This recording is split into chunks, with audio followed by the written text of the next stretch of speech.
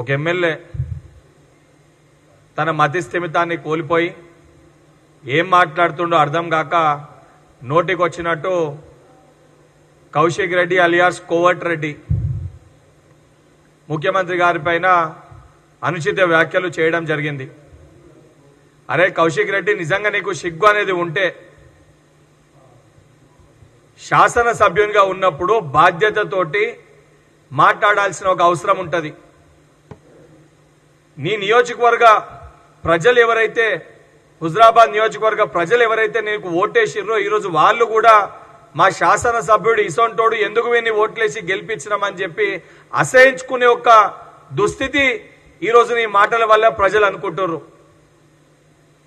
నీకు నిజంగా సిగ్గుశరం ఉంటే నువ్వు మాట్లాడిన మాటలు, నువ్వు గతంలో డ్రైవర్ లెక్క కేటీఆర్కి డ్రైవర్ లెక్కుండి నువ్వు ఎమ్మెల్సీగా ఉన్నప్పుడు కేటీఆర్ బీఆర్ఎస్ పార్టీ నాయకులు చేసిన పనులన్నీ కూడా అందరు కూడా అదే రకంగా పనిచేస్తారనే విధంగా నువ్వు మాట్లాడుతున్నావు.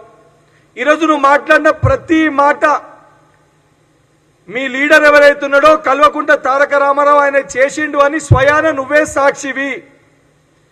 ఎందుకంటే ఇటువంటి యొక్క వ్యవహారాలు ఆయన చేసినప్పుడు, ఈ ఫోన్ ట్యాపింగ్లు చేసి అనేక మందిని ఇబ్బందులు పెట్టినప్పుడు, అనేక మంది ఇబ్బంది పడ్డప్పుడు బహుశా ఈ వ్యవహారాలన్నిటికీ కూడా ఆ రోజు ఆయనని తీసుకెళ్లిన ఆ డ్రైవర్వి నువ్వే.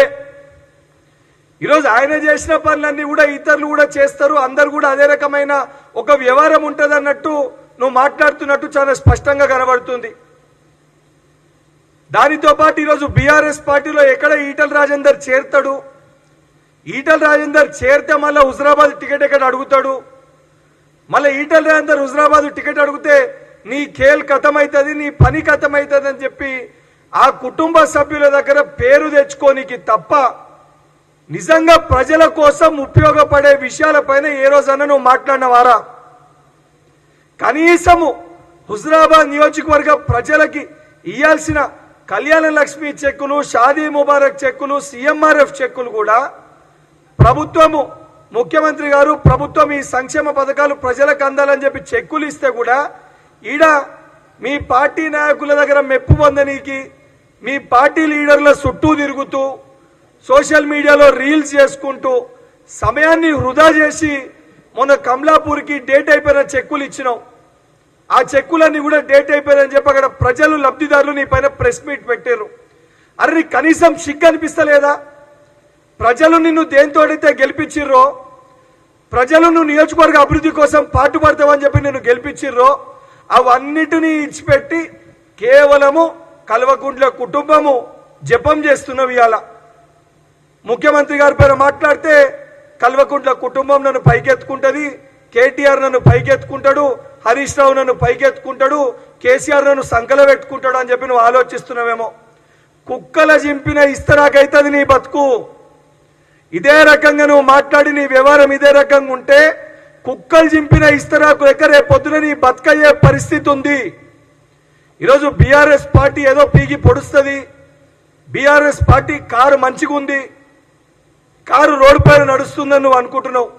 మీ పార్టీ కారు పరిస్థితి, మీ కారు 4 టైర్లు, ఒక టైరు కేటీఆర్, ఒక టైరు హరీష్ రావు, ఒక టైరు కవితారావు, ఒక టైరు సంతోష్ రావు, నలుగురు 4 టైర్లు ఉడవిక్కొని పోయినరు. స్టీరింగ్ ఏమో బగ్గ తాగి సోయి లేకుండా ఫార్మ్ హౌస్ లో వండుకుంది. ఇది మీ పార్టీ పరిస్థితి, మీ కారు పరిస్థితి. ఈరోజు మీ పార్టీ మొత్తం కూడా డిస్మాంటల్ మోడ్లో ఉంది. అసొంటి పార్టీలో ఉన్న కొంతమంది సభ్యులు మెప్పు పొందనీకి నోటికి వచ్చినట్టు నువ్వు మాట్లాడుతున్నావు. నువ్వు మాట్లాడిన మాటలు, నువ్వు ఏదైతే పదే పదే నువ్వు మాట్లాడుతున్నావో, నువ్వు ఈ మాట్లాడిన విషయాలన్నిటికీ కూడా రేపు పొద్దున మీ హయాంలో మీ బాసు, మీ చిన్న బాసు ఏం వ్యవహారాలు చేసిండు, ఎక్కడున్నారు, ఎక్కడ పోయినరు, అవన్నీ చాలా బాగా నీకే తెలుసు. ఈ వ్యవహారాల్లో పాల్పడ్డప్పుడు ఏమేమి ఇష్యూస్ అయినాయి నీకే తెలుసు. 2-3 ఫంక్షన్లు అర్ధరాత్రి పూట మీ చిన్న బాసుని తీసుకుపోయింది నువ్వో కాదో నీకు గుర్తు ఉండాలి. ఇవన్నీ కూడా బయటికి తీసుకొని వచ్చి బయటకి రావాలని ఒక ఉద్దేశంతో ఉద్దేశపూర్వకంగా ముఖ్యమంత్రి గారి పైన మాట్లాడితే గుడ్డలు ఉడదీసి నేను కొట్టే పరిస్థితి వస్తుంది. బిడ్డ, నిజంగా నీకు చిత్తశుద్ధి ఉంటే, బాధ్యతనే ఉంటే నువ్వు పెట్టిన ఏ ప్రెస్ మీట్లోనన్నా నిన్ను గెలిపించిన హుజరాబాద్ నియోజకవర్గ ప్రజల సమస్యలపైన మాట్లాడిన వారా నువ్వు? ఏ రోజన్నా అక్కడ ఇష్యూస్ పైన మాట్లాడిన వారా నువ్వు? అక్కడ ప్రజలు ఇబ్బంది పడుతున్న విషయాలపైన మాట్లాడిన వారా నువ్వు? నియోజకవర్గాన్ని ఏమో అట్టగేసినావు, ప్రజల్ని ఏమో పట్టించుకుంటలేవు, మొత్తం కూడా ఈ కుటుంబాన్ని జోకే ఒక పని పెట్టుకున్నావు. మళ్ళా చెప్తున్నా, ఆ కుటుంబాన్ని జోకినా లేదా ఆ కుటుంబాన్ని జోకకపోతే రేపు పొద్దున ఈటల రాజేందర్ బీఆర్ఎస్ పార్టీలో వస్తే నీ ఖేల్ ఖతమవుతుందని చెప్పి నోటికి వచ్చినట్టు నీ యొక్క అస్తిత్వాన్ని కాపాడుకోనీకి ఇష్టం వచ్చినట్టు నువ్వు ఆరోపణలు చేస్తున్నావు. సమయం ఆసన్నమైంది. బీఆర్ఎస్ పార్టీ కార్యకర్తలకు కూడా నేను విజ్ఞప్తి చేస్తున్నా, ఈ పిచ్చి కుక్కని తక్షణమే తీసుకుపోయి ఎర్రగడ్డలు మీరు అడ్మిట్ చేయకపోతే, ఈ పిచ్చి కుక్కని మీరు ఎర్రగడ్డలు అడ్మిట్ చేయకపోతే రేపు పొద్దున ఈ పిచ్చి కుక్క మిమ్మల్నే కరుస్తుంది. ఈ పిచ్చి కుక్క మిమ్మల్ని కరిసే పరిస్థితి కూడా తొందరలోనే వస్తుంది. వీడు రేపు పొద్దున మీ దగ్గర కూడా ఉండే పరిస్థితి ఉండదు. వీడొక దొంగ. వీడు గతంలో కూడా కాంగ్రెస్ పార్టీలో ఉండి కాంగ్రెస్ పార్టీ నాయకులు వీనికి భిక్ష పెడితే ఇక్కడ విషయాల్ని బీఆర్ఎస్ పార్టీ నాయకులకి చెప్పి ఏదైతే రాజకీయంగా దాన్ని వాడుకొని బీఆర్ఎస్ పార్టీ లబ్ధి చేకూర్చిందని చెప్పి దానికి ఏదైతే రివార్డ్గా వీనికి ఎమ్మెల్సీ పదవి ఇచ్చి తర్వాత ఎమ్మెల్యే టికెట్ ఇచ్చారు. ఇది వీరి చరిత్ర. ఈరోజు అదే వ్యవహారము బీఆర్ఎస్ పార్టీలో ఉండి కూడా బీజేపీ పార్టీకి విషయాలు పంపే పరిస్థితి ఉంటుంది.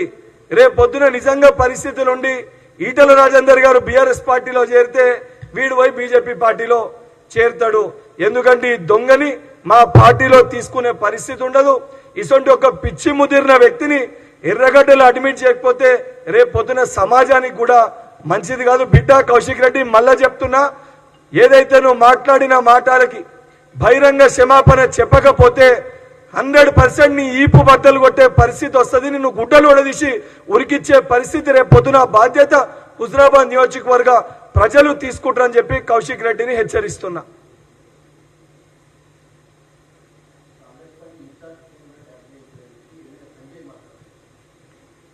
ఇప్పుడు వాళ్ళందరూ కూడా మాట్లాడేది ఎమ్మెల్యే సంజయ్ కానీ కౌశిక్ రెడ్డి కానీ వీళ్ళందరూ గతంలో కేటీఆర్కి సన్నిహితులుగా ఉన్నోళ్ళు.